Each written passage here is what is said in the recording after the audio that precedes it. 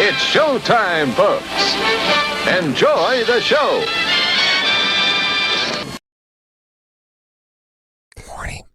Good morning, Pete. We're doing ASMR for you this morning, Pete, so we don't wake you up.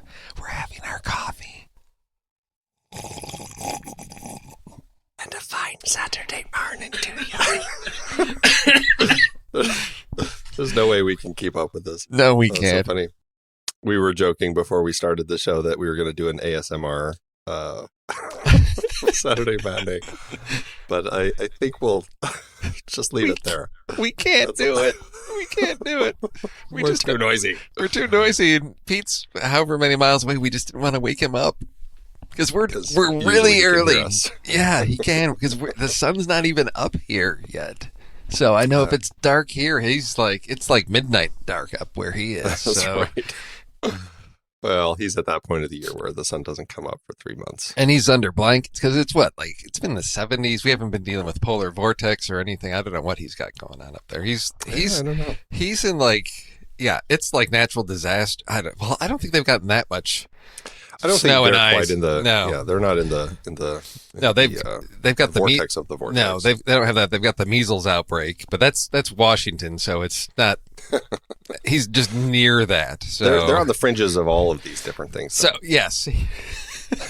So I just imagine they're like living. It's like if there was a sci-fi movie, set up there that they're like sort of like hunkered down in the bunker. It's, I guess, like A Quiet Place. They're up there. They're just on the outside trying not to draw attention to themselves and just sort of surviving out in the, wilderness there. In the They've got the Hunger Games camp going. They'll be fine. They'll survive the outbreak, yeah. They will survive. They'll see it through. They'll know how to move very quietly through the wilderness. Very quietly. It is good stuff. Well, we are here to chat for our Saturday matinee. Yeah. So what do we start with? We start with news and stuff, and right? Or what have we been watching? Because today. So it's February 2nd. It's Groundhog Day. It's Groundhog Day. That's right. Family tradition around here is we watch the Bill Murray Groundhog Day movie if everybody's around. But as the kids have gotten older, they've gotten busier. So I think I don't know if we got it in last year or not because it was like a weekday. It's been tough. But I do have Bill Murray news. On Netflix, I caught this documentary called The Bill Murray Stories, Life Lessons Learned from a Mythical Man. Okay. Which is it's a decent documentary, but it is about those sort of mysterious events where Bill Murray will just randomly show up and interact with ordinary people. Like he showed up at a kickball game in New York, and there's sightings that somebody's at a bar and just Bill Murray shows up and starts tending bar. So this Tommy Avalone decides he wants to find out if these stories are true. So he travels around the country interviewing people about these events when Bill Murray showed up. There's one in Austin where, I think it was like South by Southwest was going on, and the guys were having this party in their place, and they knew some people that knew this band that was playing, and the band shows up to have to play at this house party, and Bill Murray's with the band, and then Bill Murray's playing with the band, and then the police show up and say, hey, you guys are too loud. They can hear you like 6 blocks away. And the guy's like, I can't, because Bill Murray's here playing with the band. I'm not going to tell Bill Murray to stop playing. And the police are like, yeah, whatever, and walk in and then look and go, oh, that's Bill Murray. But it's really interesting about why he does these things. Sort of explain why does Bill Murray just show up and do these seemingly odd and unusual things? And so, do they talk to Bill Murray, or they do not get to talk to Bill Murray? Well, they do interview a guy who's like a journalist with Rolling Stone, and I think he had talked with Bill because Bill Murray doesn't have people. He doesn't have an agent or anything. Right, yeah. There's an 800 number, and I guess the whole thing with Bill Murray is he does these things. I guess it's described as he wants to wake people up, sort of out of the routines of ordinary life, of where you're just one day is blurring into another by waking them up with something unusual and extraordinary to get them to have this like, hey, this is interesting. Life can be exciting and thrilling if you just take risks, say yes to the world instead of just, going through the motions of living, do unique and extraordinary things. So yeah, it's not a great documentary. There's not like a big overarching, piece with the, there's not a, do we get to talk to Bill Murray? They try to set that up, but it doesn't really matter to me. It was more about the impact that, this encounter with Bill has had on these people, how it's changed their lives. One guy was in a karaoke bar, and then Bill's there. So yeah, that's my Bill Murray. Did they talk to the French fry guy? The French fry guy? That's always my favorite story. I don't think they get the French guy. Some guy was sitting in a fast food restaurant just eating his food. Bill Murray walks in and sits down with him, grabs some French fries and eats them, and then looks at him and says, "Nobody's ever going to believe you," and then walks out. They talk about the nobody's ever going to believe you. Like, yeah, there's one guy who's like in the restroom and suddenly somebody walks up behind and puts their hands over the guy's eyes as he's going to the bathroom and whispers in his ear, "No one's ever going to believe you." And the guy like looks and it's Bill Murray. So there was the engagement photo couple, because I guess Bill Murray owns a like minor league baseball team and I think it's South Carolina. So he's often, I think it's Raleigh, maybe. I don't know my geography that well. But so he's in this he's there a lot. So a lot of these things will be there, or like I said, there's a lot in Austin, like South by Southwest if he happens to be there. So, yeah, it's, one guy, saw Bill at, I think it was a baseball game there for the team that he owns. And it was his like grandmother's birthday. He's like, "Bill, can we get can I get a photo with you for my grandmother? It's his birthday." And Bill looks at me, he's like, "Well, why don't we just sing happy birthday to your grandmother?" And it's like, gets all these people to sing happy birthday. And it's, what I get from it is Bill is trying to take it from being seen as like a commodity of like, "Oh, let me get a picture with you," and turn it into like a legitimate human experience. Like, well, what does a photo do? Why is that a birthday present? What do you do on people's birthday? You sing happy birthday to them. So let's do that. Yeah. So I think he's trying to flip the celebrity of, I don't want to be seen as something you're using, but I'm going to interact with you as an actual human being. So yeah, I really enjoyed that insight into what he's doing and why.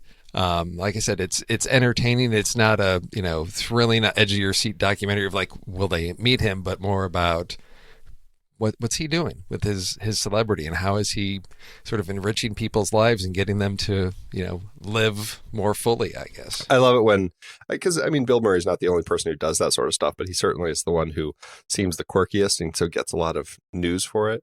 But I just love when those sorts of stories hit, because I think it's just a random little thing in people's lives, but there's, I don't want to put too much on celebrity and all that, but yeah, it's just kind of a cool thing when somebody just stops and takes that moment, who is like such a hugely recognizable person, takes a moment to kind of recognize you. And yes. It's kind of like, oh, yeah, exactly. We're all people. Yeah. Yeah. Very cool. Have any Bill Murray news on Groundhog Day? I don't, but I should watch that movie. I always question if my kids are old enough for it. I know there's a few scenes I'm like, I'm not quite sure. Oh, yeah, that's sort of He's a little bit of a horn dog for a few lifetimes. Yes, that's true. So yeah, a little age appropriate. Yeah, considering, but still a classic, and that's from what, like 92, 91? 93. 93? So what is that? 25, 26 6 years? Oh my gosh. Yeah. Wow. And it holds up so well. Yes. We've been debating, because I still have yet to see Bohemian Rhapsody. We've been debating, speaking of kids, if it's age appropriate for them. Because I'm like, let's just take the kids and just make it easy. We don't feel sitters and all this stuff. And but we're a little torn reading through it. I think my daughter might be ready, but I don't know if my son is. But yeah. But then my wife's like, well, I heard an ad on the radio. You can watch it at home now. And sure enough, you can buy it on streaming services. And so So we went through the debate because it certainly is cheaper for a family of 4 to just buy it at home. Even though I'm like, well, I don't think I want to own it because you can't rent it online yet. Now it usually takes another week or two before it's available for rent. Yeah. But it's, so I'm like, I don't know if I want to buy it, but it is cheaper. But then I'm like, I feel this is one I hear I need to see on the big screen because of all the concerts and everything. Yeah. So I'm like, you know what? I'll just figure out a way to go see it on the big screen. Well, you do know, if you're not a football fan, tomorrow on Super Bowl Sunday, Harkins Rewards members is offering like $5 movie tickets for people that are not interested, either that, aren't fans of the teams playing or just don't care about sports. So they're giving you an incentive to go out to the movies on Sunday. We just might do that. Yeah. Because even if it's not that, we still have yet to see Bumblebee. And I know the kids will really want to see. The kids will love Bumblebee. You got to take them to that one. Is it still in theaters? Oh yeah. Oh okay. Oh yeah. Take them to that. That'll be a good time. There was another kids movie that I know my son really wants to see, but I don't know if we're super excited about it. But it's The Kid Who Would Be King. It's. I don't know about that one. I keep hearing like different things. Like it tanked at the box office, but then I've heard that it's supposed to be good. I don't know. It's one of those things. It's a kids movie. They're probably going to love it. Yeah. And I'll probably roll my eyes, but at least, I've got some Patrick Stewart to entertain me. And so, it could be fine. We'll see. But I have a feeling if we go to something for the kids, it's going to be Bumblebee first. That would be my pick. Oh yeah. Either that or go see Spider-Man again. Oh yes. Well, of course. Why not? Just that's exactly. So let's see what movie news. Should we talk Marvel for a minute? Of course, we got to have our Marvel minute. This is it's some pretty big news that you that hit this week, huh? Yes. So I know last year everybody was talking about the whole Disney Fox merger, but whenever these big buyouts happen, there's always reviews that have to go on, and is this going to create a monopoly, all of these things. And I guess yesterday I saw that the SEC is going to expected to not have issues with this, and that the acquisition of 20th Century Fox by Disney is expected to close by June. So that would open up that all of those properties that have been licensed to Fox being back within or available to the MCU.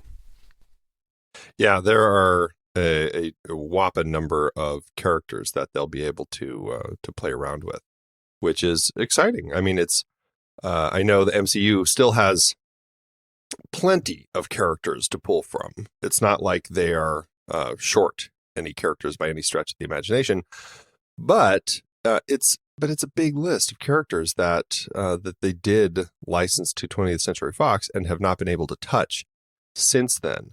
One of the big ones is the Fantastic Four. We've seen several film adaptations of that story that they've been a little rough. I mean, there's goods and bads, but mostly they haven't worked, I would argue.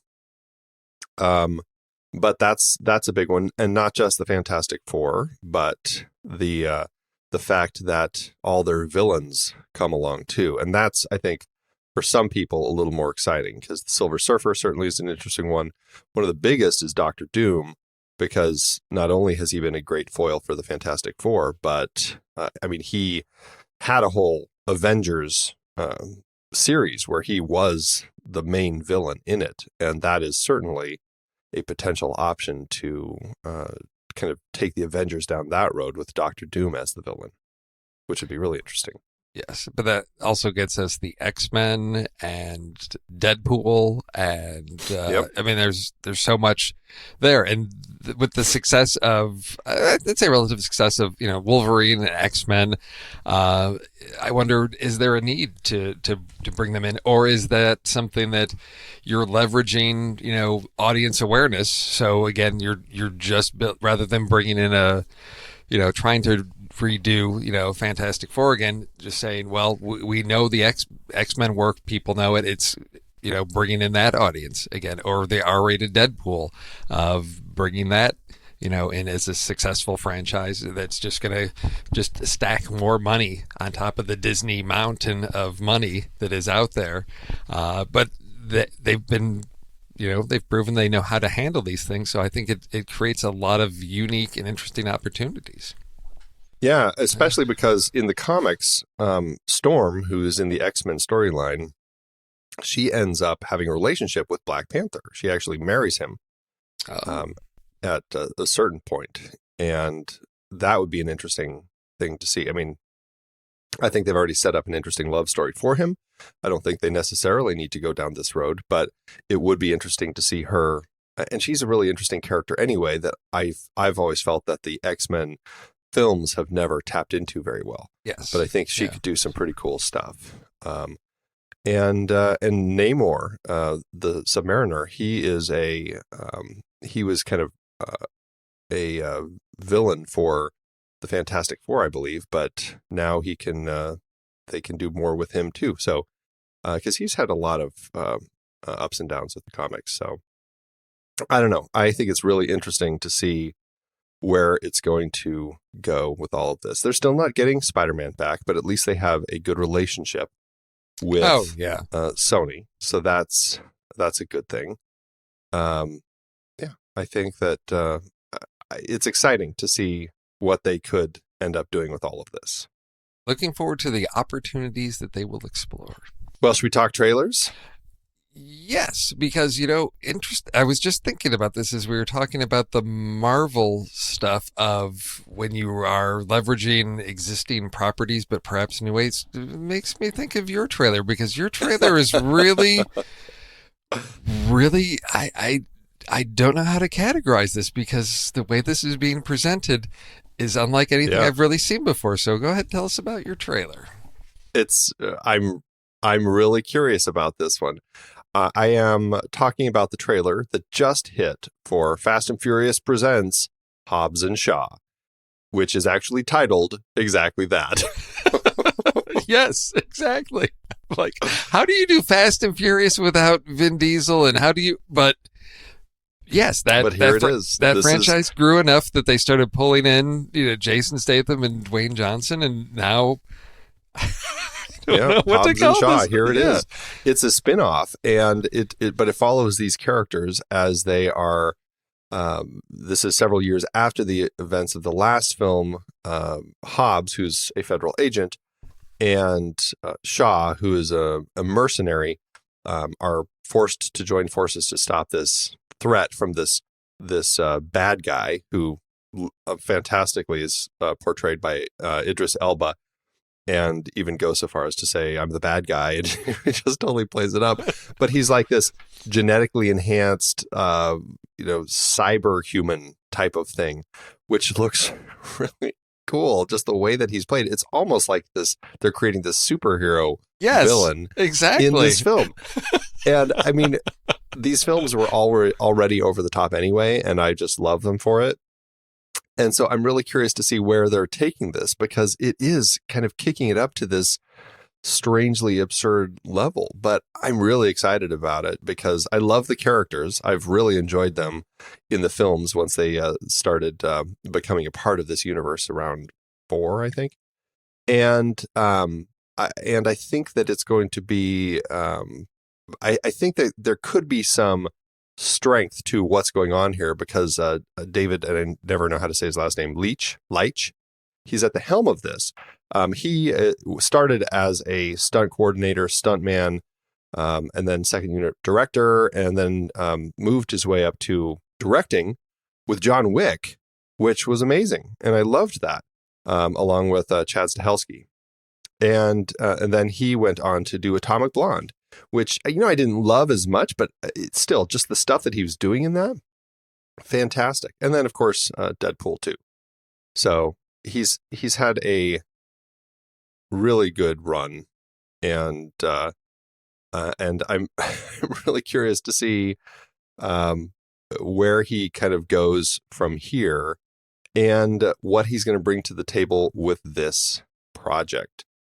Chris Morgan wrote it, who's been involved in the Fast and Furious franchise since the third one.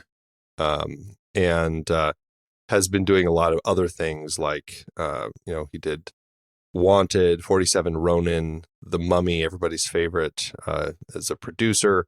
And yeah, so I don't know. I'm really excited, and I just don't know what to expect except for a wild, crazy time. Yes, exactly. You went through everything I thought watching this trailer. Oh, this is interesting. Oh, it's a Fast and Furious movie that's not we're in the Fast and Furious cinematic universe now, which Right. I thought interesting. Then, okay, Idris Elba is the bad guy and he's going to say that. Oh my gosh, he's a superhero or supervillain. What are we doing? Who's behind this? Oh, this is going to be a lot of fun because Deadpool 2, handling the action and then just the tone of a film that I can see not taking itself seriously, but handling that very well, of knowing that it is ridiculous over the top action and fully embracing that. Oh my God, that final bit in the trailer when they're, coming down the side of the building and The Rock is just like falling onto guys that are, rappelling down, and Jason Statham's coming down in the elevator. Oh my gosh, that tells me everything I need to know about this movie.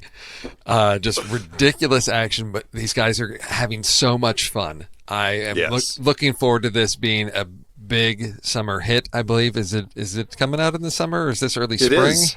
Yeah, okay. It's going to release August 2nd this summer. So it'll be it will be kind of a later in the summer, but it is going to be hitting August 1st or 2nd, depending on where you are in the world. But it's going to be a big one. I'm very much looking forward to it. It makes I took a break from the Fast and Furious franchise, and I think I caught up. I don't think I saw the most recent one. I gotta go back. This makes me realize I gotta go back and catch up because they are fun. I think I binged them over. I think I checked them out from the library and watched like 4 through 7, maybe, like over a weekend, and realizing, it sort of reminded me of like binging the Star Trek movies, where it's like they're all pretty much the same. Oh no, the Enterprise is the only ship in the quadrant to save the universe, and they're going to go do something. And it's like, there's lots of car chases that they blurred together. I don't know which one's which, but I know I had a really good time watching all of them. So this gives me another excuse to revisit that franchise, update myself, and have some fun in theaters this summer. Looking forward to it. Yep, it's good stuff. Good stuff. All right, what's your trailer? Movie I'm not looking forward to because it looks brutal, but that's sort of why I'm putting it here. I said my film may be more badass than yours, and you'd think, well, you've got Jason Statham and The Rock. How can that be?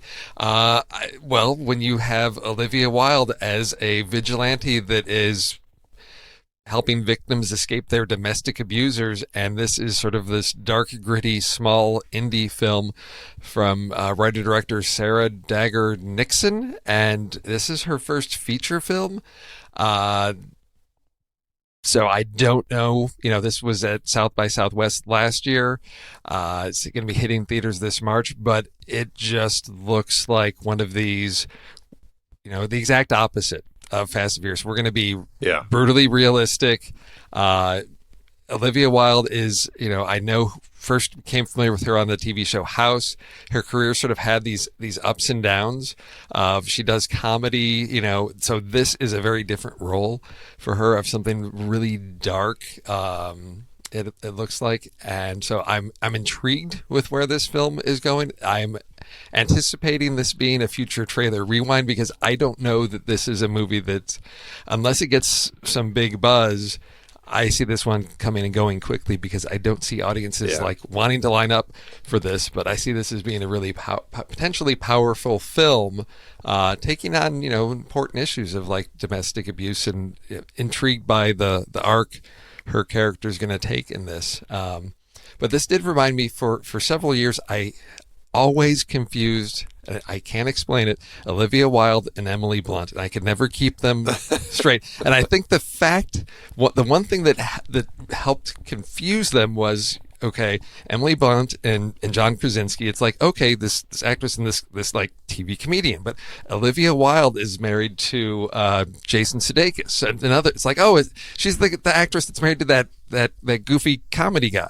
And it was both of them. And I just could never keep them straight. Now I can. But it was just there was that time. There was a couple of years where I was like, wait, isn't that other one? So, yes. But March 29th, so just around the corner, A Vigilante. It looks really interesting, and I do enjoy Olivia Wilde when she pops up in projects. I haven't seen a ton of her stuff, and I don't think I've ever seen her in anything where she's really like the lead. I've seen her like in Tron Legacy, Her, things where it's much smaller parts. I know she's done a larger variety of things, but I just don't feel like I've seen her in a whole lot. But God, this looks really cool. I mean, cool may be the wrong word, but just like the tone of it, it has like this nice feel for like this dark thriller that is going to be an interesting emotional ride watching Olivia Wilde's character as she's going through this. And the trailer doesn't give you a lot of explanation as to why she's doing this, what's going on, but clearly there's some emotional element for her character because the way that she's kind of having her breakdowns and stuff, I don't know. Yeah. It really piqued my curiosity. And this is something that after watching this trailer, I'm like, I really want to see this. It's the sort of film that largely will probably be forgotten by the time awards nominations roll around. But just watching the trailer, it seems like Olivia Wilde could easily be a shoo-in for some awards if people find this film and it gets kind of the reception that it would need for that sort of thing. Yeah, like I said, in March, keep eyes out on maybe your smaller art house for this. Otherwise, I'm expecting to take JJ through this darkness again on a future trailer rewind because I know he loves it so much when I do that to him. Right. So, cool. All right. Well, I guess it's time. Okay. You gotta know, when we put something on our poll, like coma movies, because we were talking about Rocky 2 this week, and we did rematches, coma movies, and unusual training methods. You know the people are going to pick coma movies. You just know it. The people have spoken, though, so... They spoke, like, out of the gate, like, boom, it's coma movies, and then it never moved from there. Nobody's getting close to it. Yes, exactly. Yeah. Very funny.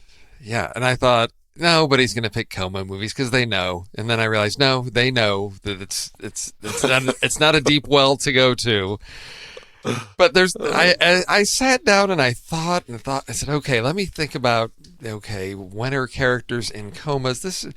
And then I'm like, well, I think it happens on TV more than in movies, because in a TV show, you put a character out of commission for an episode or two, put them in a coma. Movies probably happens in soap operas all the time. All the time, yeah. In a movie, why is somebody going to be in a coma? You're going to pay money for somebody to just lay there in a bed motionless? No, you're not going to do that, are you? I don't know. So I had to do some digging, but I came up with a pretty solid list, and because I wasn't sure if Pete was going to be here, I had to have some backups because I thought between the three of us, okay, maybe there's a dozen movies, if we're lucky, that are coma movies. So yeah, there's more than I remembered. Yes, exactly. I was like, oh, I forgot that there was a coma in that movie. Yes. Well, I had forgotten there was a coma in Rocky too, so it had been a while. So this was nice to revisit the, movies with comas. Oh, yes, indeed. Well, would you like to kick it off? Okay. Let's see. Where do I start? Okay. I'm going to start with probably the one that you could maybe argue, whether it belongs on the list or not, because the coma is an inciting event that happens prior to the movie, but because of the coma, the movie happens. So, and I am talking about true life events, actually.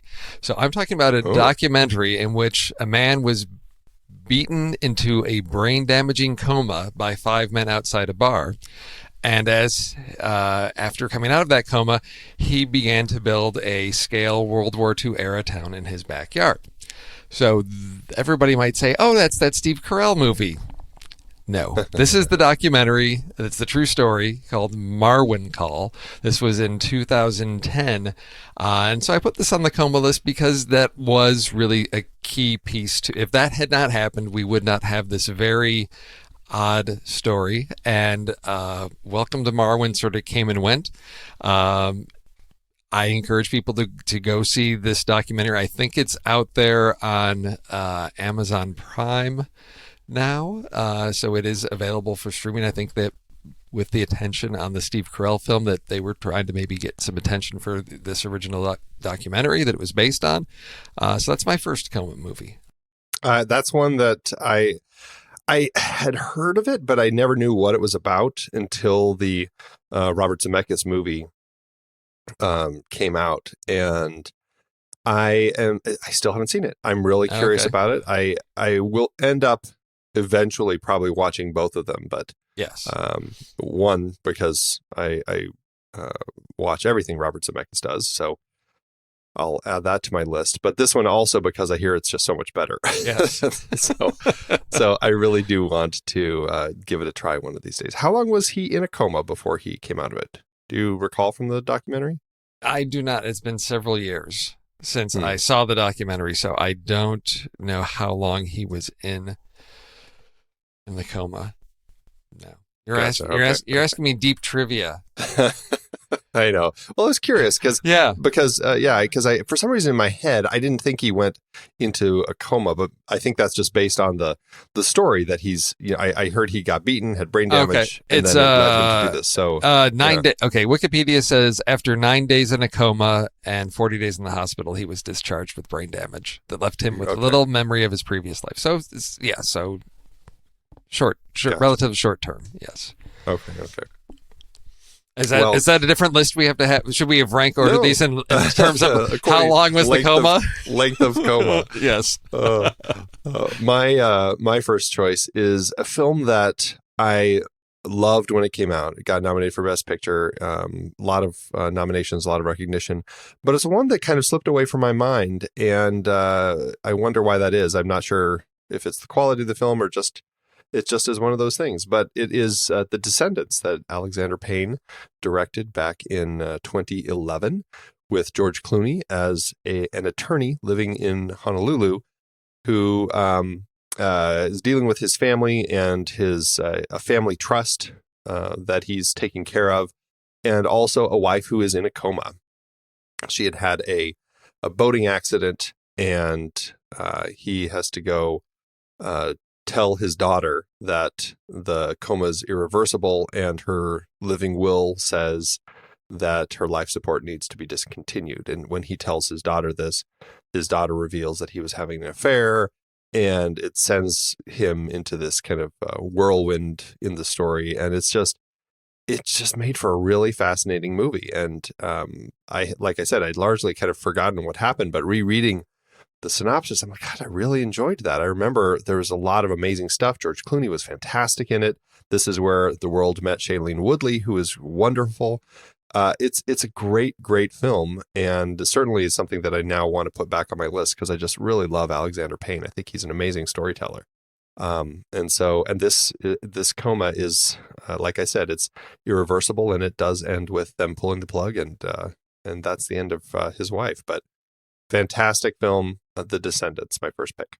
Yes, and that's one that I had to be doing my IMDb keywords because when I think of that movie, I remember George Clooney and his wife having the affair, but I forget she's in a coma. It's because this is the challenge of memory.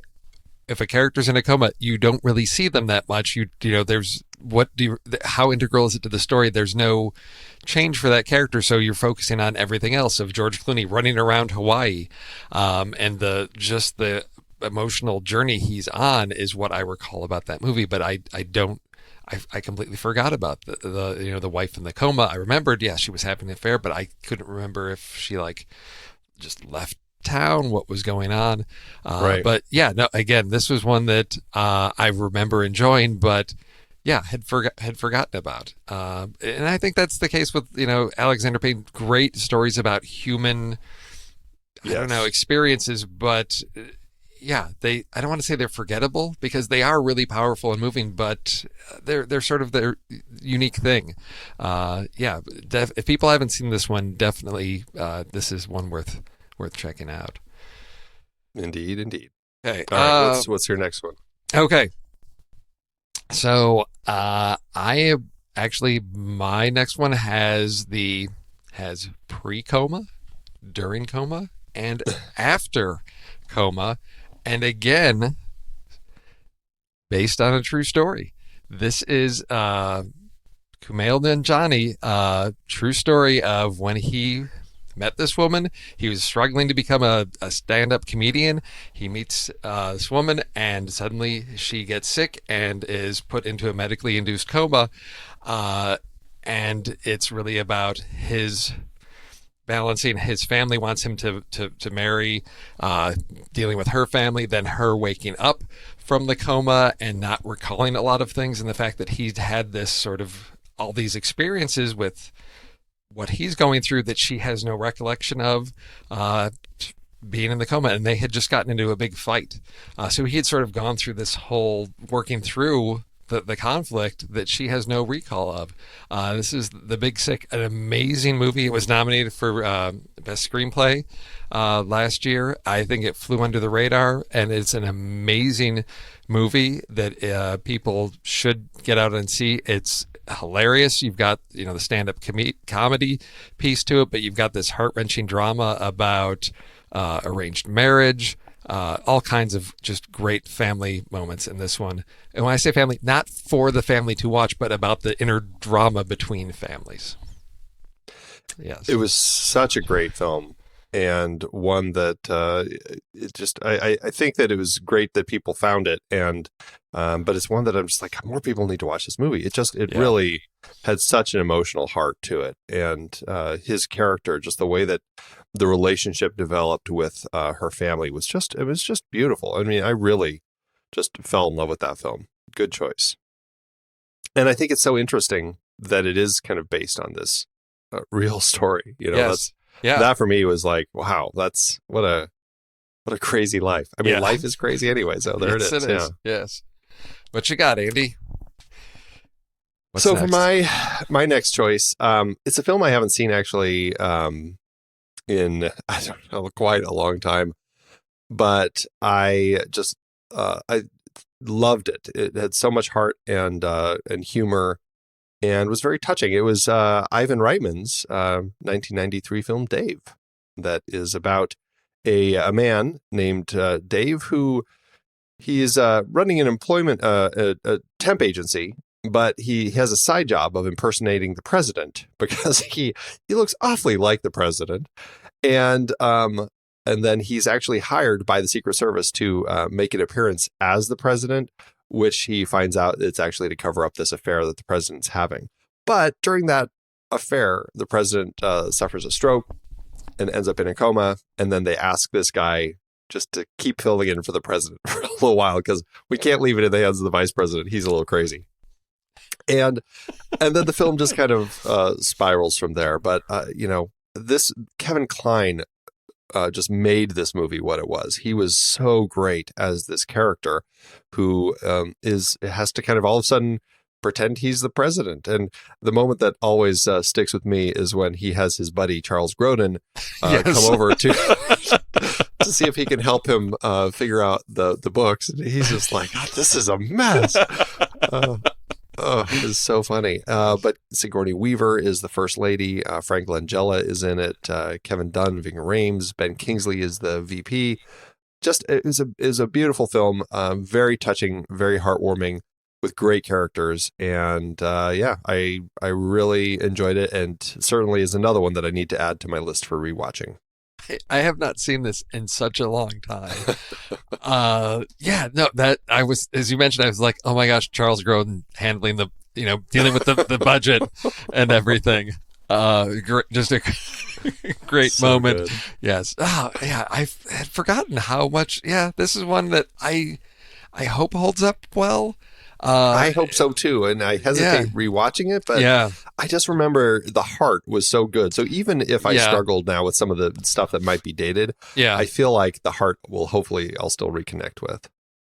Yes, because it's this is one where it's like, okay, it is a little bit of like political satire with the whole, let's bring in like our buddy the accountant to work on the national budget, but then just the politics of sort of like poking fun at the politics, but then also just Dave's arc through this story. Ivan Reitman, yes, always delivers. Good stuff. Great. Yeah, good stuff. Okay, all right. This is it. There's a couple, and I'll go with.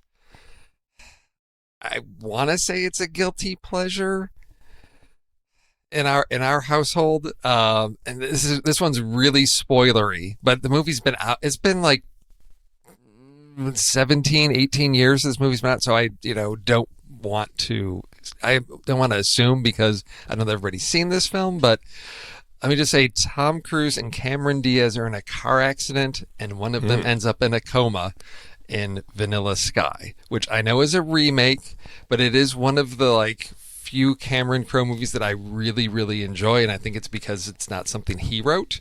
But there's so many just moments that resonated with me in this movie. There's powerful moments, the way things worked out. Tom Cruise, just the arc his character takes in this.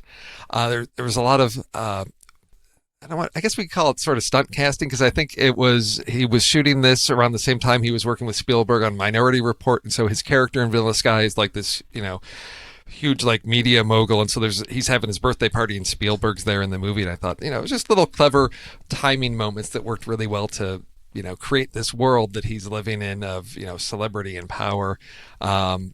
But yeah, there is a coma that's involved, and I don't want to give too much away about this. But if you haven't seen it, I hope you will enjoy it. It is a unique film, but that's my top coma movie.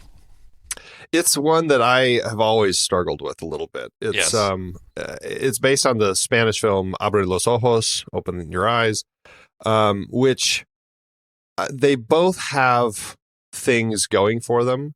They also both have things that just doesn't work for me. Yeah. But I do think in either case, it is it's an interesting story, the way that it kind of unfolds and everything.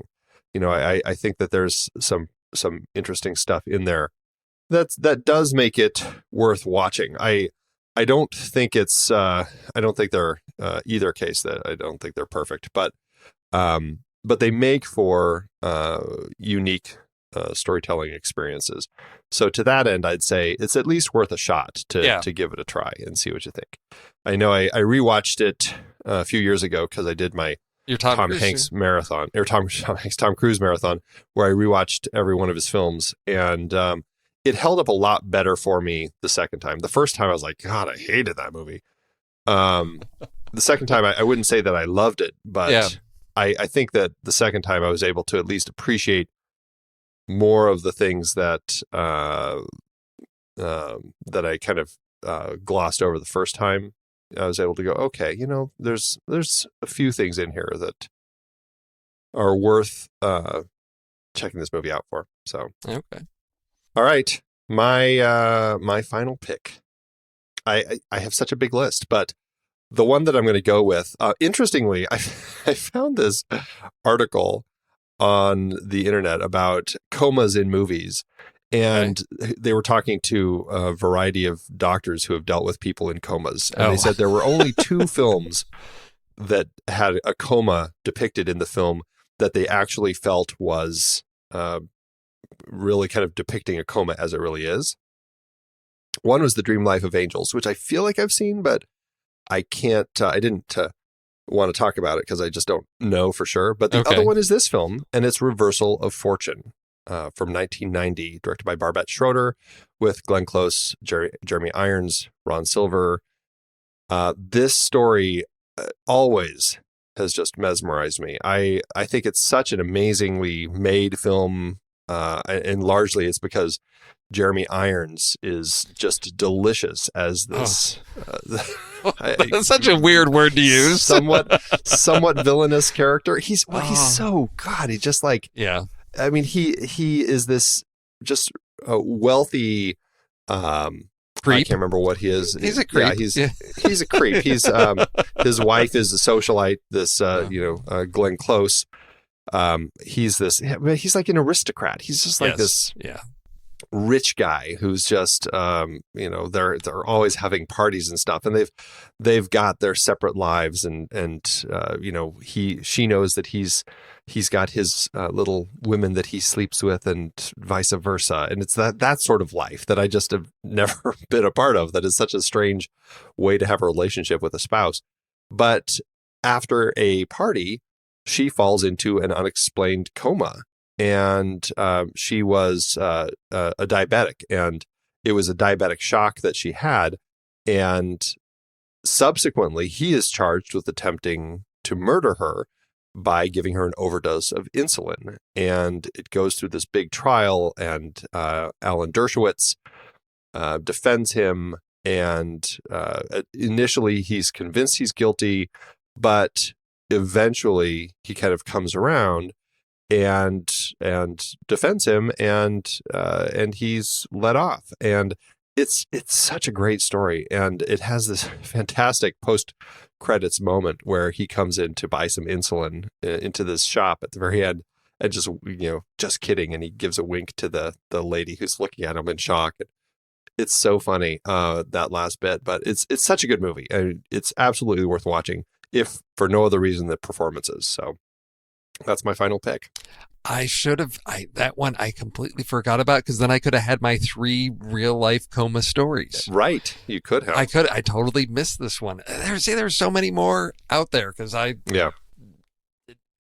had forgotten about this movie until you mentioned it. And Jeremy Irons is so amazing in this. And I remember seeing this and just being such a well-constructed story. It's this just, to me, it's one of those courtroom drama type ones where it's all the like detective work, behind it, and figuring out what's really going on, just put together so well, so compelling. Perfect way to end this list. Yeah, good stuff. Did you have any backups you want to rattle off? Of course, you got Sandra Bullock, While You Were Sleeping. Yep. That, and then I was trying to build like a sci-fi list, because then I had I don't know if you ever saw back in, was it like 2001, and I sort of applied this Kevin Spacey rule and didn't want to put it on there, but K-Pax, which was, I didn't remember a coma being in that movie. At the very end of that one, because he says he's going to leave and go to his planet or whatever, and they come into his room and he's like under the bed comatose.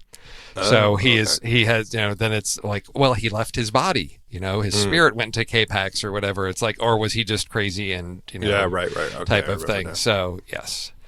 But, so those were my backups. Yeah. Just in case. Well, I had, speaking of sci-fi, I had The Cell as a potential option on my list. I've never seen that one. It's not great, and that's why I didn't want to. It was just a backup as a just in case, but it was visually stunning. Oh, yeah.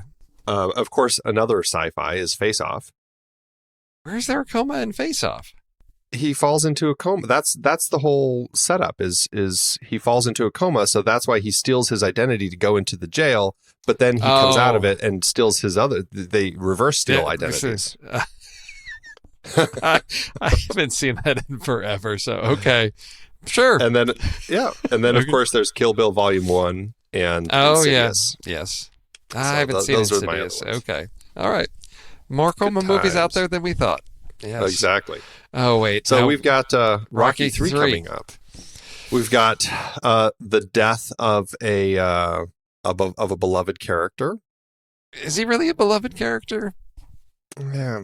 He is, because he's Burgess Meredith. I was going to say, listening to you guys talk first two, it's not like, because I remember seeing it, being, a sort of young teenager and seeing this, and it's like, death of a, but then, it's his coach and mentor, but that relationship wasn't really It's developed never and fleshed, developed very well. fleshed out. It's not like it's not like Luke losing Obi-Wan. It's just like here's this crotchety old guy that yelled at him and made him chase chickens and whatnot, and that's come on, Rock, you gotta get in there, and that's it. But it's portrayed for that. So I mean, lots of and we can narrow it down even further by saying death of a beloved character in a sequel. No, because you have to build up to them only to have them die. That's true. Okay, sure. I think that's I think that gives a little more variety with that list. Okay, because otherwise, I mean, you could just pick tons of movies. Yes. Okay. All right. We've got let's see. We've got Hulk Hogan popping in as Thunderlips. Thunderlips. Something. Oh my gosh! With wrestlers. We do wrestlers as actors.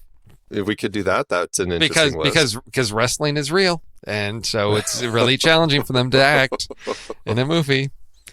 I don't know that there's a lot out there for that one, but I know a couple names that come to mind. But. We could fill our lists with Dwayne Johnson films. Yes. Okay. And then you got Mr. T. Mr. T. That's a tricky one. I'm not sure. I mean, really, he was more known for TV after this. I wonder if we could do like.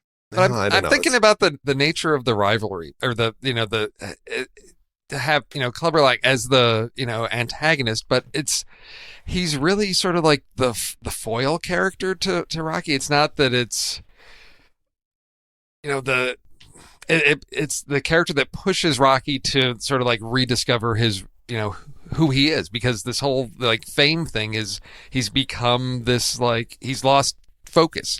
He's lost the eye of the tiger, Andy. He's lost the eye of the tiger, and it's this fight that's going to bring him back to his roots, right? Of like you got to get back to this. So it's really not like Mr. T's the bad guy, and he's the guy that is pushing our hero to become back to who he is. It's not like you got to beat Mr. T because he's evil. It's like it's not like Clubber Lang doesn't deserve it.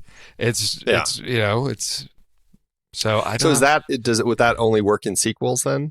Yeah, that probably did. Yeah, we're gonna get into this where it's like the hero getting I don't know, rediscovering their identity, or I don't know. Yeah. That we're going to be dealing with a lot of that stuff now. Yeah, I know. Because I mean, come on, we're only on 3, and you've got how many more to go? We've got 5 more. 5 more? Yeah. Yeah. Stuff with sequels. We always run into this when we do these big series. Yeah. Just wait till we hit our Robin Hood series. That's like the same story over and over again. Oh my God.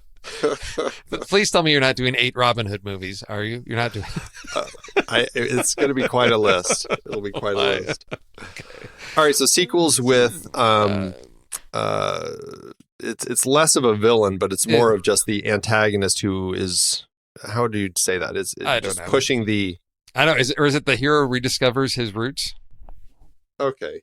It's sort of like how do you keep the franchise going? You've got to reboot, in a certain way of like bring him back to who he is. I mean, he definitely has the scenes in this one where he's his training is bonkers, where all the press is there and he's kissing girls or letting them kiss him between flexing. And is this the one where, because it's been a while since is this one where they've got the little like robotic servant butler in the house? No, nope. That must be Rocky 4. That must be Rocky 4, because I just remember this. I was like, this is ridiculous. Oh, yes. This is nobody has this. I don't care how wealthy. Nobody's got this weird robot butler thing. There will be conversations had about the robot. Okay. Believe you me.